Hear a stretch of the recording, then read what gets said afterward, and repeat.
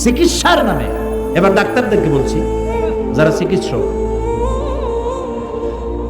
সব না, আমি তো বলছি নসিহত আমার জন্য, রাগ করতেছেন না তো?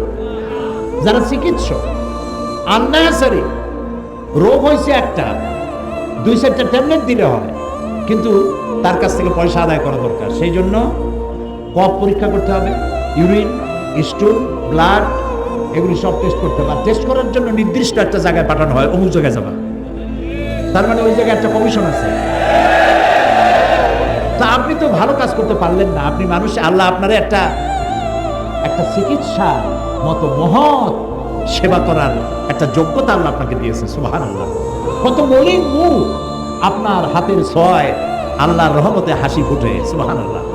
মা বাপ বাচ্চা নিয়ে আসে, রুগী নিয়ে আসে, মুখ মলিন, আরে বাঁচবে কিনা, ডাক্তারের একটু আদরে ছোঁয়ায়, ডাক্তার যদি একটু ভালো ব্যবহার করে, কি হয়েছে, ভালো হয়ে যাবে ইনশাআল্লাহ, আল্লাহ আল্লাহ করেন। তবে মনে রাখবেন, ওষুধে কিচ্ছু হবে না, আল্লাহর রহমতে হবে, আপনি তো ভালো হয়ে যাবেন, এত চিন্তা করেন কেন?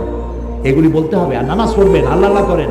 আমার আবুল আম্বিয়া, সমস্ত নবীদের পিতা ইব্রাহিম আলাইহিস সালাম, তিনি বলেছেন, ওয়াইজা মারিতু ফাহুয়া ইয়াশফিন, আমি যখন অসুস্থ হই আমারে কে ভালো করে? কে ভালো করে? আল্লাহ তাআলা ভালো করেন। রোগীদের সাথে ভালো ব্যবহার করুন, ভালো আচরণ করুন। এখন ডাক্তার যদি হয় বদমেজাজি, রুগী একবার আসছে ওষুধপত্র দিয়ে দিয়েছে, আবার আসছে একবার, তুমি এখনো বলো নাই, এই রকমের ডাক্তার হইলে তো তার কাছে আর আসবে না। মেজাজটা ভালো করতে হবে। প্রয়োজনের অতিরিক্ত টেস্ট দেওয়ার দরকার নাই, প্রয়োজনের অতিরিক্ত ওষুধ দেওয়ার দরকার নাই। আমি এক ডাক্তারকে জানি, যে ডাক্তারের মাথার উপরে লিখে রাখছে, আমি নাম বলবো না, তাহলে আপনারা সবাই তারে ওখানে যে ভিড় করবেন। তার মাথার উপরে লিখে রাখছে, আপনার যদি পয়সা কড়ির কোনো সমস্যা থাকে, অভাব থাকে, আমাকে বলতে লজ্জাবোধ করবেন না।